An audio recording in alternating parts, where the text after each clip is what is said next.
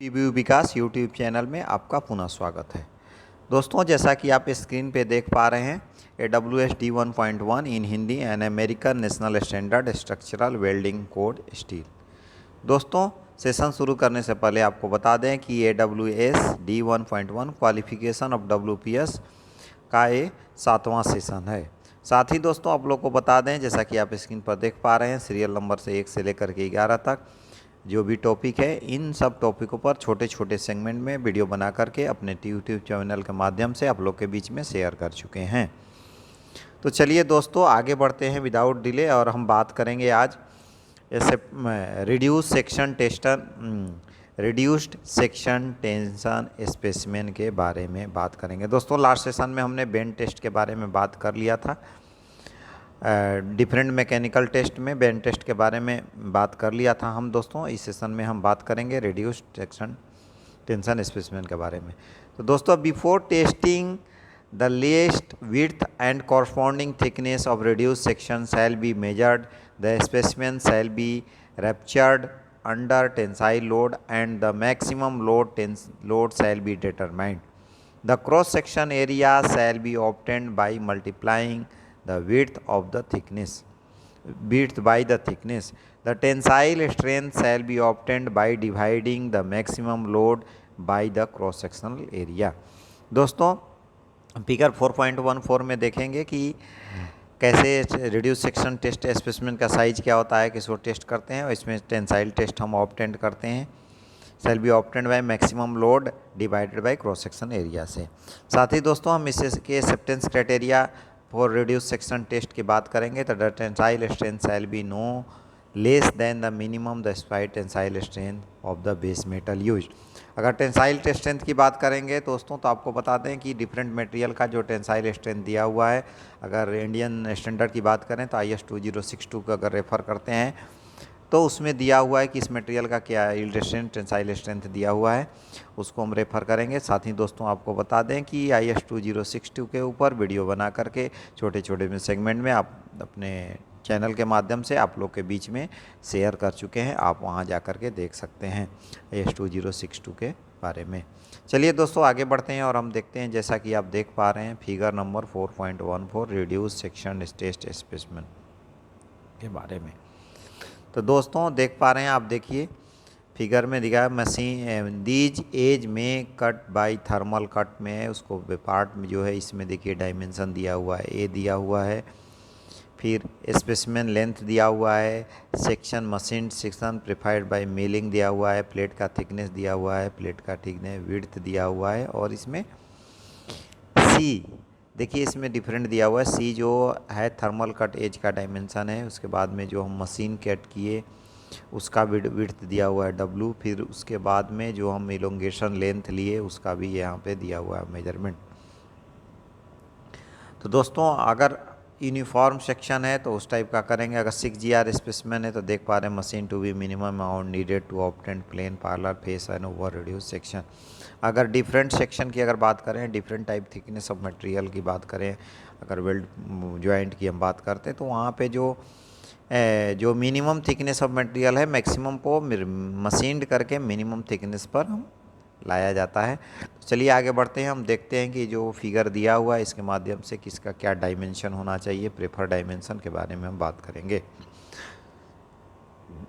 तो दोस्तों, यहाँ पर देख पा रहे हैं जैसा कि दिया हुआ है dimension in inch mm test plate nominal size TP test pipe, plate और पाइप दोनों के बारे में ज्ञात किया गया।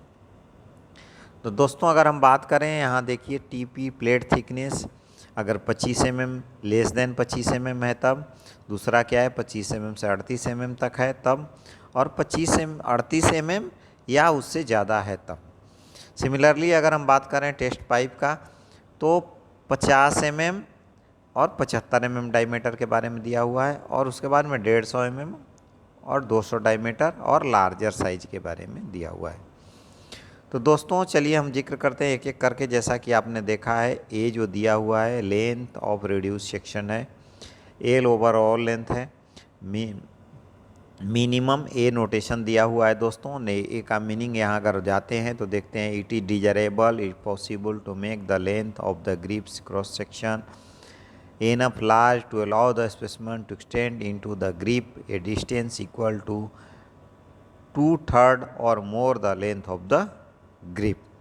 दोस्तों जो ग्रिप लेंथ के बारे में ये जो दिया हुआ है कितना लेंथ लेना है, वो मशीन का जो भी लेंथ रिक्वायरमेंट है उतना हमें करना है, उस ग्रिप के अकॉर्डिंग लेंथ लेना पड़ेगा। बट मिनिमम जो हमें मशीनिंग एरिया है, रिड्यूस्ड एरिया, जो लेंथ ऑफ रिड्यूस सेक्शन है वो फिक्स है, उसको हमें कंसीडर करना है। लेंथ जो है हमने मिनिमम जो रिक्वायर्ड है मशीन इक्विपमेंट के अकॉर्डिंग उसको ले लेंगे हम। तो ये लेंथ अगर रिड्यूस सेक्शन की बात करें दोस्तों तो width face of the weld 12 mm max में इंच 12 mm और 60 mm। Weld widest face of weld 12 mm और 60 mm, ठीक है, 12 mm और 60 mm। अगर बात करें दोस्तों हम पाइप में तो वाइडेस्ट फेस ऑफ वेल्ड इसमें भी 12 mm और 60 mm मिनिमम। और लेंथ की बात करें दोस्तों तो एज ए रिक्वायर्ड जितना ज़रूरत है उसके अनुसार हम लेंगे। विड्थ ऑफ रेड्यूस सेक्शन की बात करें दोस्तों तो अगर टीपी जो टेस्ट पीस थिकनेस का अगर थिकनेस लेस देन और इक्वल टू 25 mm अगर हम प्लेट की बात करते हैं तो विड्थ ऑफ रेड्यूस सेक्शन का लेंथ होना चाहिए विड्थ होना चाहिए 20 mm मिनिमम। अगर 25 से 38 mm तक की बात कर 38 से बिलो की बात करते हैं दोस्तों तो उसमें भी 20 mm चाहिए। अगर 38 mm या उससे ऊपर की बात करते हैं उस केस में भी हमें 20 mm का ही विड्थ चाहिए अगर हम बात करते हैं प्लेट सेक्शन की। सिमिलरली अगर हम पाइप में जाते हैं तो अगर बात करें हम 2 इंच और 3 इंच मतलब 50 mm और 75 mm का, तो इस केस में पॉइंट मतलब 12 mm होना चाहिए प्लस माइनस 0.025 mm चलेगा। सिमिलरली अगर 150 और 200 mm या उससे लार्जर डायमीटर की बात करते हैं तो उसमें जो साइज विड्थ होगा वो 20 mm रिक्वायर्ड होगा। अगर बात करते हैं दोस्तों सी, इसमें विड्थ ऑफ ग्रिप सेक्शन की अगर हम बात करते हैं विड्थ ऑफ ग्रिप सेक्शन कितना होना चाहिए तो सी एंड डी रेफरेंस दो दिया हुआ है यहाँ पर। अगर बात करते हैं हम सी और डी तो देखिए narrower width W C may be used when necessary in such case in width of reduce section should be large as the width of material being tested allow in the width of material less than W the side may be parallel through the length of specimen. For standard plate specimen, the end of specimen shall be symmetrical with the center line reduced section within the 6 mm। दोस्तों जो सी grip section की बात करते हैं तो grip section जो है grip section का जो विड्थ है वो अगर बात करें हम 12 mm या 25 mm और प्लेट के केस में 25 mm और उससे लेस देन का तो उसमें 12 mm मिनिमम होना चाहिए। सिमिलरली अगर 25 से 38 की बात करें बीच में बात करें तो 12 mm उसमें भी होना चाहिए और 38 mm से ऊपर की बात करें तो भी 12 mm ही होना चाहिए। अगर हम बात करें दोस्तों पाइप के लिए तो अगर 50 mm और 75 mm डायमीटर की बात करें तो उसमें भी 12 mm होना चाहिए और 150 mm या 200 mm या उससे ज़्यादा की बात करें तो भी उसमें 12 mm होना चाहिए। नेक्स्ट दोस्तों अगर बात करते हैं थिकनेस, स्पेसिमेन थिकनेस की बात करें तो इसमें देखिए दो नोटेशन दिया ई एंड एफ दिया हुआ है। द डायमेंशन ऑफ ई क्या है, the dimension t of t is the thickness of specimen as provided for the appropriate material specification. The minimum nominal thickness in 38 mm wide specimen shall be 5 mm except as allowed by the product specification। Minimum कितना है 38 mm तक दोस्तों। The minimum nominal thickness wide specimen shall be 5 mm, ठीक है, 5 mm minimum, 5 mm और 38 mm और 5 mm, ठीक है। अगर प्लेट की बात करें ओवर 38 mm का तो the specimen cut to into approximately equal strip shall be at least 20 mm thick. The test result of each strip में required minimum requirement. No, due to limited capacity of some tensile testing machine, a tolerant specimen dimension for table 4.9 steel may be used when approved by the engineer। तो दोस्तों अगर specimen की बात करें तो thickness TP जो thickness as जो thickness है प्लेट का थिकनेस के अकॉर्डिंग लेंगे या फिर नोट एफ अगर 38 mm से ज़्यादा है इक्वल टू और ज़्यादा है अगर 38 mm से ज़्यादा है तो उसको तो इक्वली पार्ट में डिवाइड करेंगे और मिनिमम 20 का लेकर के थिकनेस, एक 20 से कम नहीं होना चाहिए, फिर उसको टेस्टिंग करेंगे। अगर पाइप के केस में तो maximum possible with plane parallel face side length A. ठीक है, सॉरी। अगर रेडियस की बात करें दोस्तों, रेडियस ऑफ फिलेट मिनिमम की बात करें तो 12 mm ऑल केसेस में प्लेट हो या फिर टेस्ट पाइप हो। तो होप दोस्तों इस टेबल के माध्यम से आप लोग को रिड्यूस सेक्शन टेस्ट स्पेसिमेन के बारे में कुछ ना कुछ आइडिया आ गया होगा। साथ ही दोस्तों हमने बात किया कि जो इसका एक्सेप्टेंस क्राइटेरिया है तो वो जो हमारा रिक्वायर्ड, अगर IS 2062 बात करें या फिर जो भी रिक्वायर्ड स्टैंडर्ड है उसके अकॉर्डिंग जो मिनिमम टेंसाइल स्ट्रेंथ चाहिए उसको इसको फुलफिल करना चाहिए। चलिए अगर दोस्तों आगे बढ़ते हैं, all weld metal tensile specimen की बात करते हैं तो see figure 4.1 the test specimen shall be tested according to ASTM A370 mechanical testing of steel product. तो दोस्तों अगर all weld metal tester specimen की बात करें तो जैसा कि आप स्क्रीन पर देख पा रहे हैं, dimension in mm ASTM inch और mm में दिया हुआ है। इसके लिए हमें G का वैल्यू, R का वैल्यू, D का वैल्यू आप टेबल के माध्यम से देख पा रहे हैं कि डायमेंशन हम इंच की बात नहीं करेंगे, आप बोलो जो टेबल दिया हुआ है डायमेंशन मेट्रिक वर्सन एज पर ASTM E8M के बारे में हम बात करेंगे, इंच के बारे में बात नहीं करेंगे। तो यहाँ आप देखिए G जो है गेज लेंथ है, D डायमीटर है, R radius of fillet minimum and A जो है length of reduce section mm दिया हुआ है।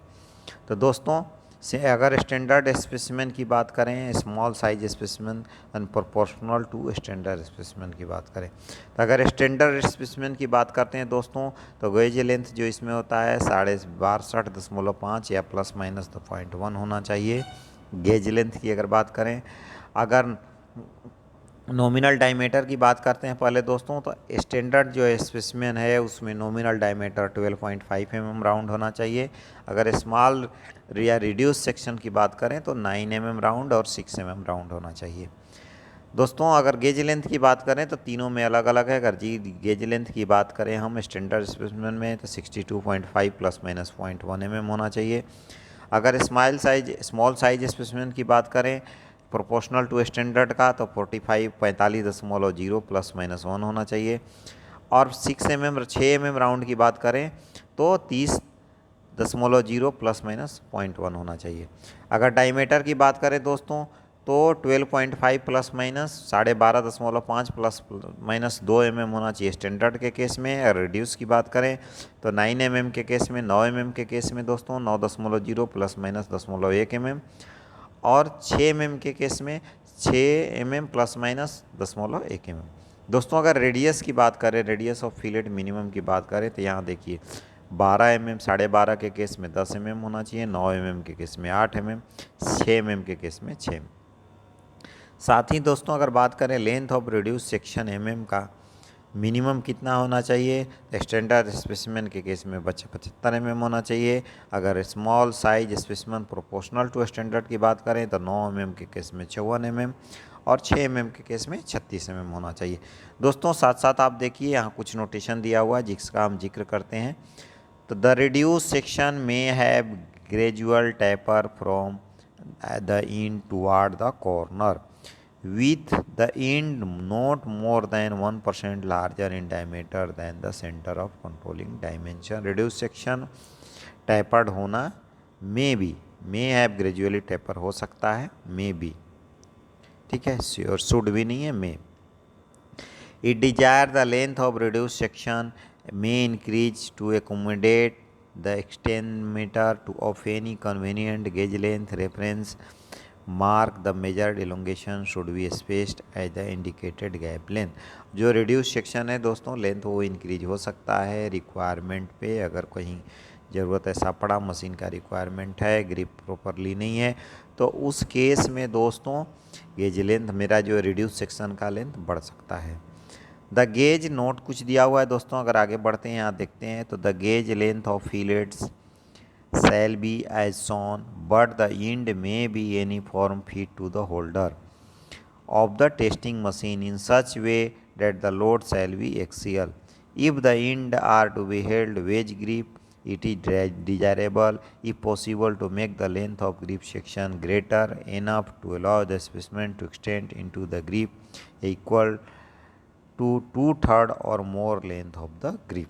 दोस्तों जी अगर फुल लेंथ की बात करते हैं, गेज लेंथ की अगर हम गेज लेंथ की बात करते हैं तो गेज लेंथ जो है but and shown in the figure testing machine में जो रिक्वायर्ड है उसमें लॉस जो लगभग फिक्स करेंगे, लोड एक्सियल होना चाहिए, ठीक है।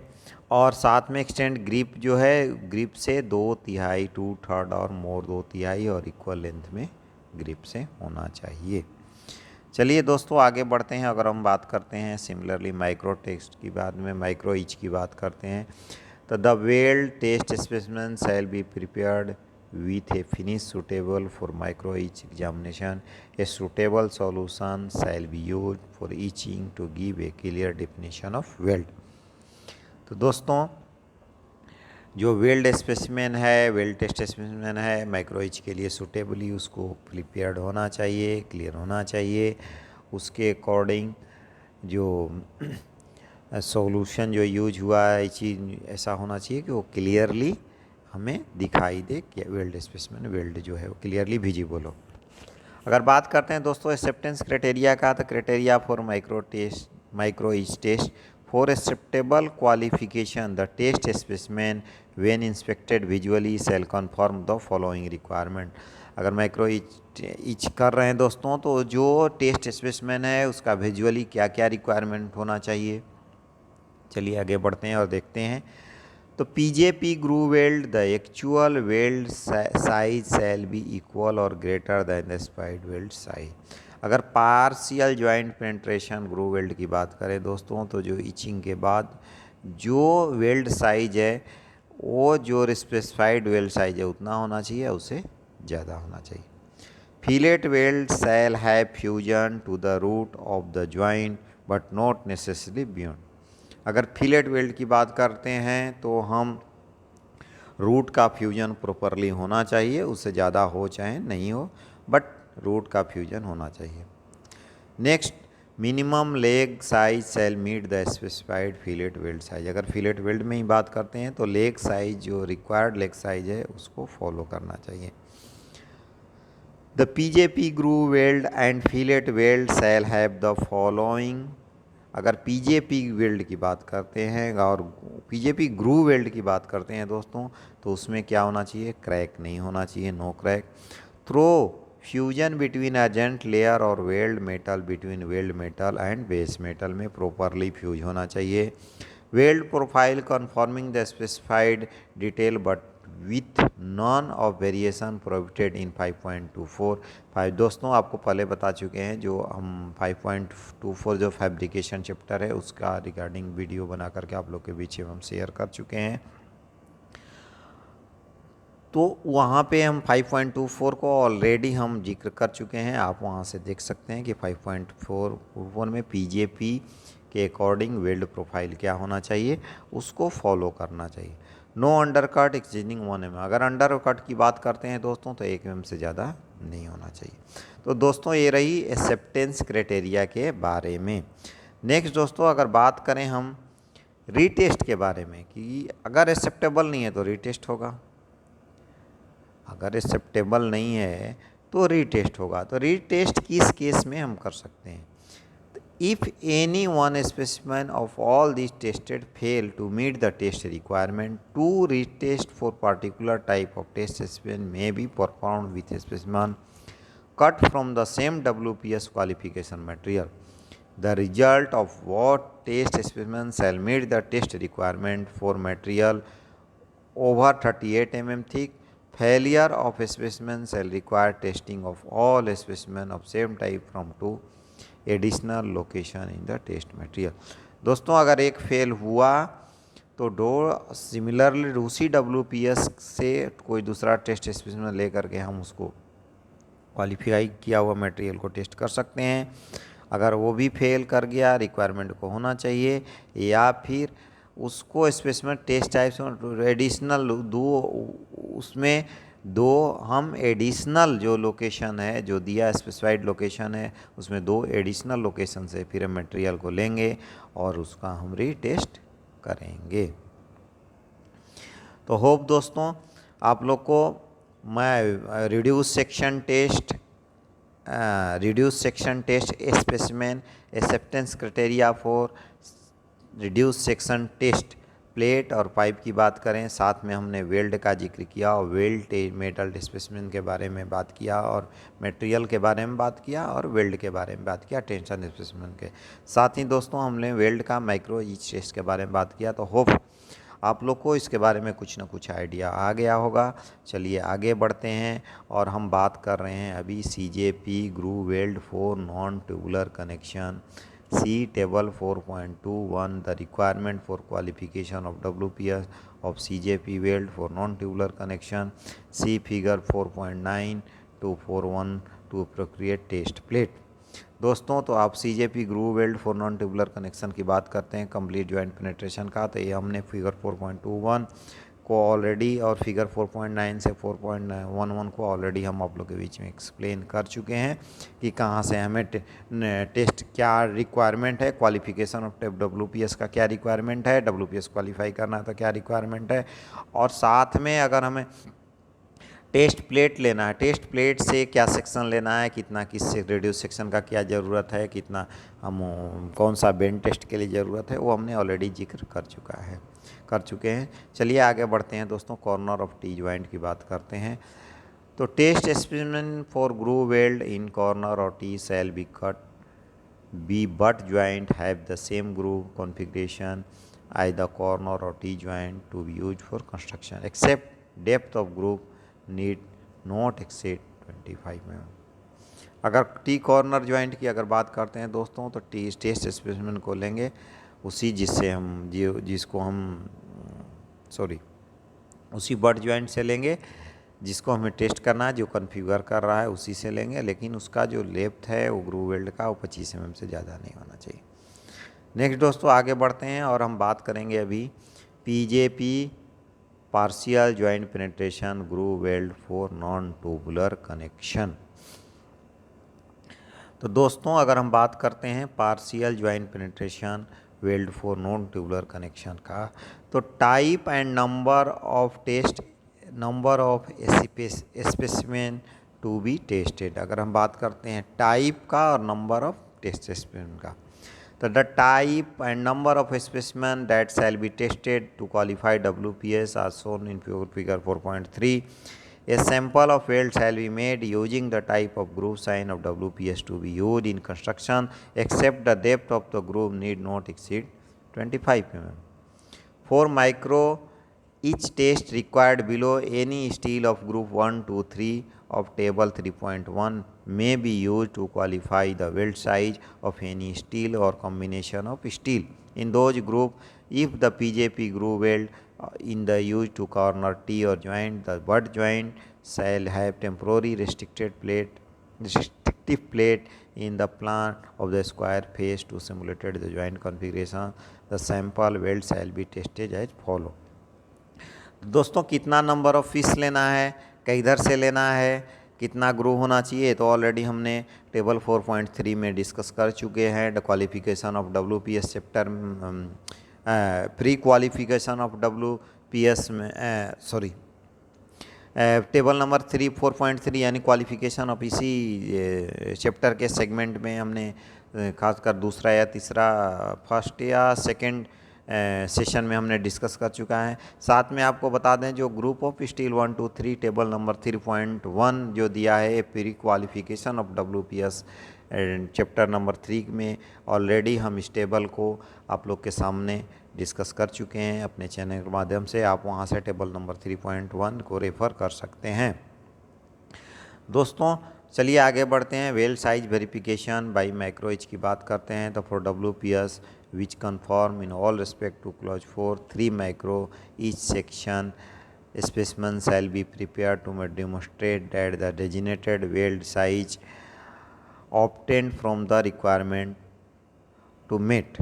तो अगर माइक्रो इच की बात करते हैं तो जो WPS confirm all respect clause 4 को करता है वहाँ से क्या होगा 3 माइक्रो इच क्रॉस सेक्शन लेंगे, प्रिपेयर करेंगे, डेमोस्ट्रेट करेंगे, और साथ में आपको जो पीजेपी का ग्रू वेल्ड का जो कॉन्फर एक्सेप्टेंस क्राइटेरिया उसको हमने ऑलरेडी एक्सप्लेन कर ही दिया, उसके अकॉर्डिंग हम उसको एक्सेप्ट करेंगे।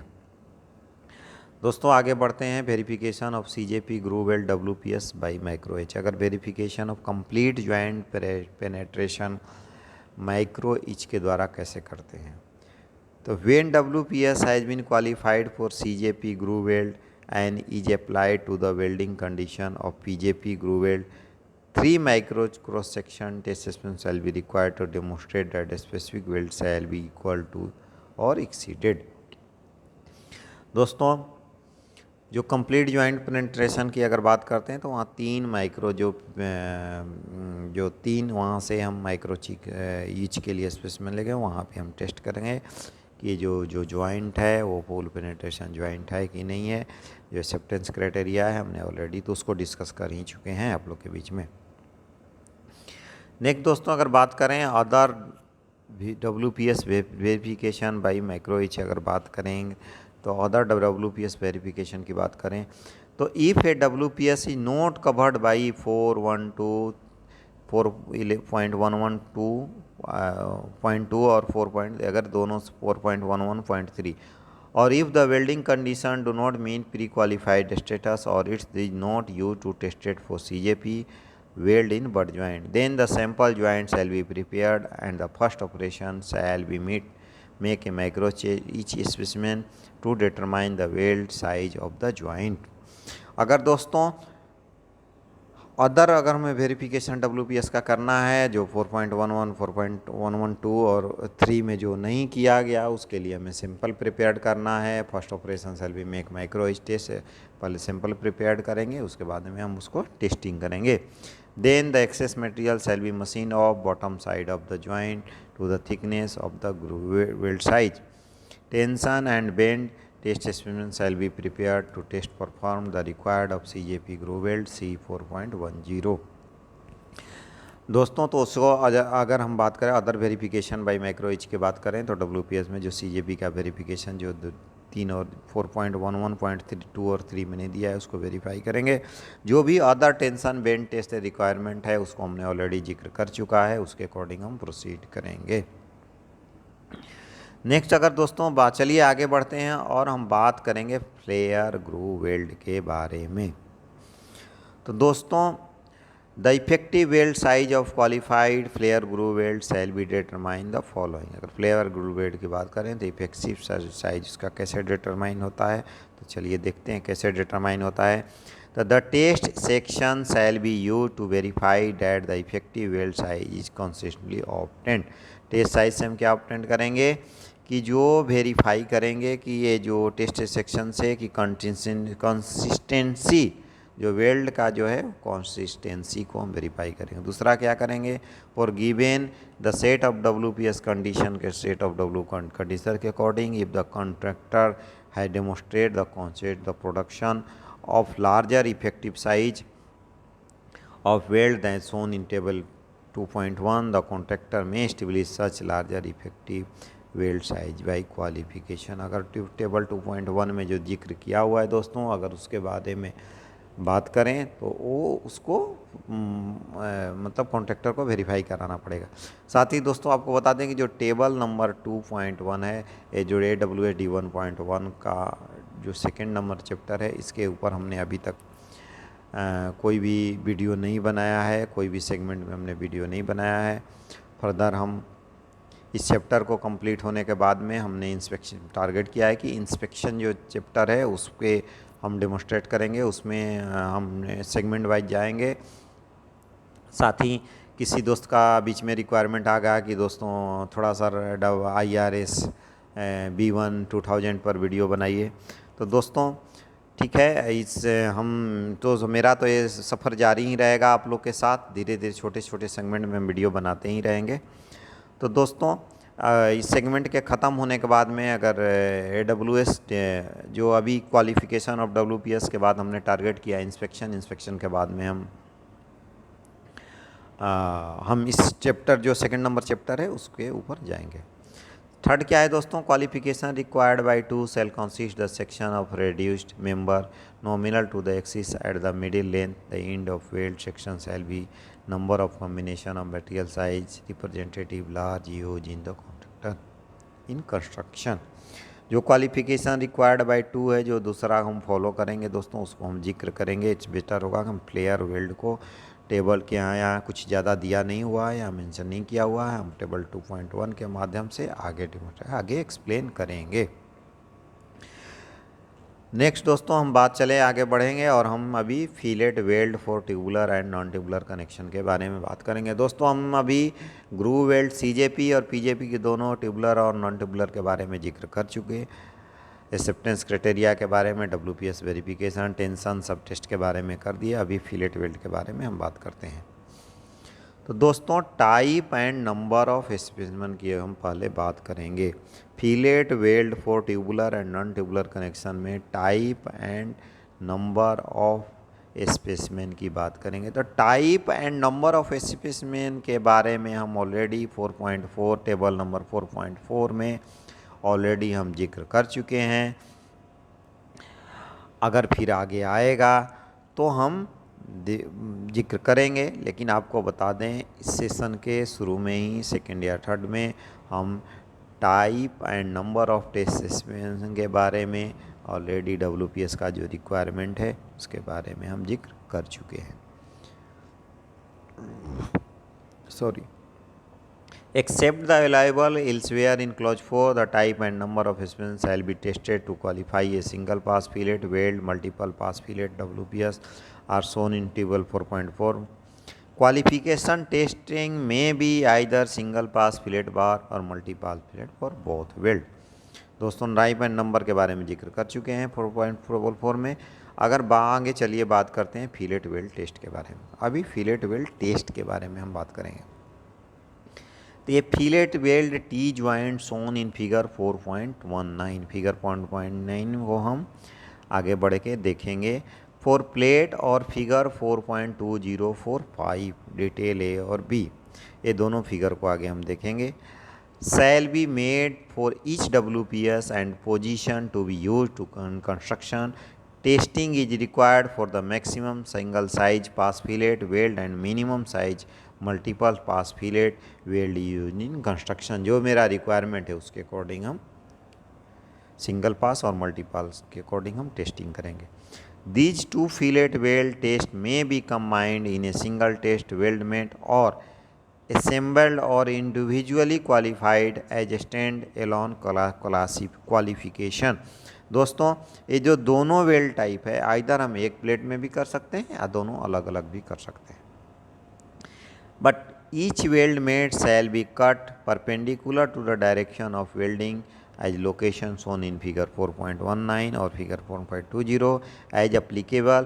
specimen representing one face of each cut shall be constitute a micro each test specimen and shall be tested in conformance with 4.9.4।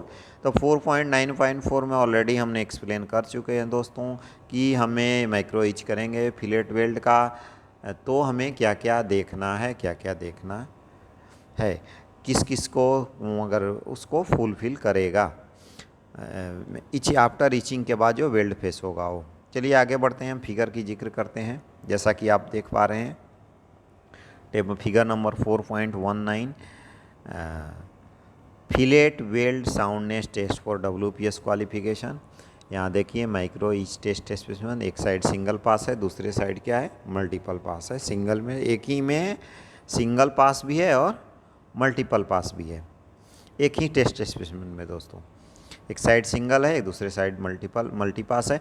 हम दोनों ले सकते हैं या फिर अलग अलग भी ले सकते हैं। यहाँ देखिए W1 maximum single pass fillet weld use in construction, W2 minimum multiple pass fillet use in construction. ठीक है, तो दोनों हम ले सकते हैं। यहाँ पर देखिए, देख पाइए आप जो फिलेट जो टेस्ट पीस का यहाँ लेंथ है, यहाँ दो थिकनेस दिया हुआ है। जो टेस्ट कूपन का थिकनेस T1 और T2 है। अगर टेस्ट पीस कूपन का लेंथ बोलें तो मिनिमम 300 mm है, हाई विड्थ बोलें तो 150 mm है दोस्तों। दोनों T1 और T2 का।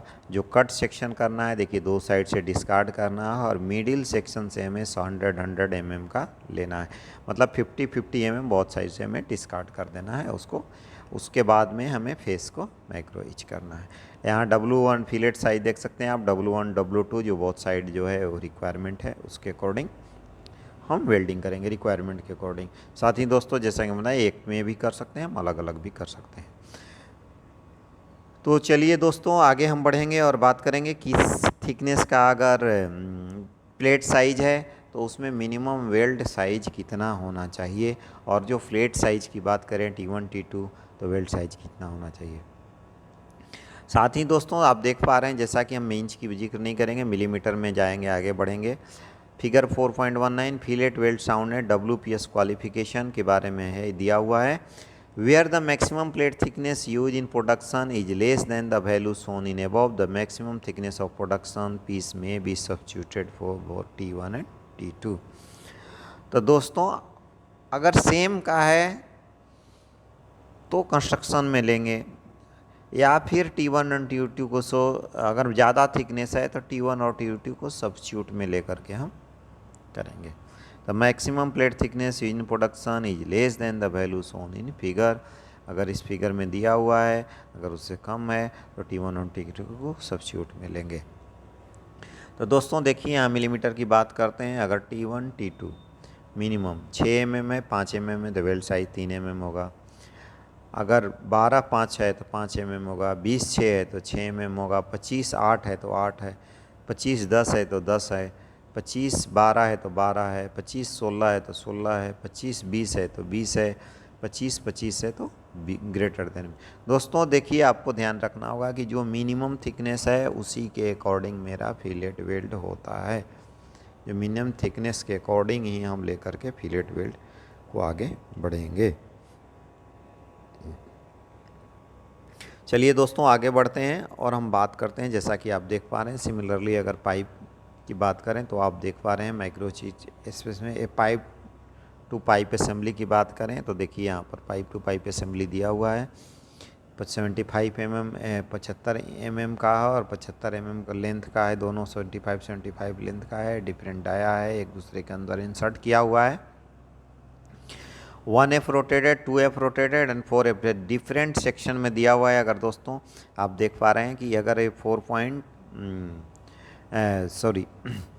1F rotated, 2F rotated, 2F और 2F रोटेटेड के लिए देखिए 1 3 2 पोजीशन से लिया हुआ है।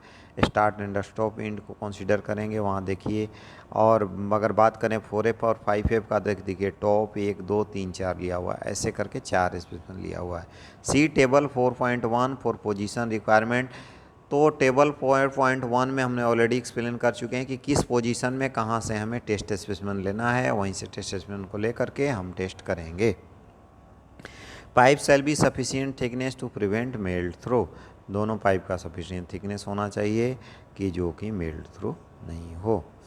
चलिए दोस्तों आगे बढ़ते हैं और पाइप टू प्लेट असेंबली की बात करते हैं। तो जैसा कि आप देख पा रहे हैं स्क्रीन पे, इसमें भी अगर प्लेट की बात करते हैं तो 2 इंच थिकनेस टी मैक्सिमम है और उसमें जो fillet size T small T दिया हुआ है। इसमें भी अगर साइज की बात करें तो पाइप डाया से 50 mm इधर 50 mm, मतलब कि पाइप डाया प्लस 100 mm होना चाहिए प्लेट का साइज प्लस में। पाइप प्लेट असेंबली की बात करते हैं तो आप नोट में देखिए वहीं पोजीशन के लिए कहाँ से लेना है वहीं से दिया हुआ है। Pipe shall be sufficient thickness वही है, all dimension in are minimum. यहाँ पे जो मिनिमम डायमेंशन हमें लिया हुआ है, पोजीशन जो दिया हुआ है उसी के अकॉर्डिंग हमें कट करना है। कट करके जो मेरा रिक्वायरमेंट है माइक्रो इच फिलेट टेस्ट को उसको फॉलो करना है। तो होप दोस्तों कि माइक्रो इच का जो रिक्वायरमेंट है ग्रूव, फिलेट, पाइप और ट्यूबुलर और नॉन ट्यूबुलर कनेक्शन के बारे में आप लोगों को आइडिया आ गया हो गया। इस सेक्शन को हमें एंड कर दें हैं ताकि ज़्यादा लंबा नहीं हो पाए। साथ ही दोस्तों आपको बता दें कि नेक्स्ट सेशन में हम कंज्यूमेबल वेरिफिकेशन टेस्ट की बात करेंगे। तब तक के लिए okay, bye bye, thank you.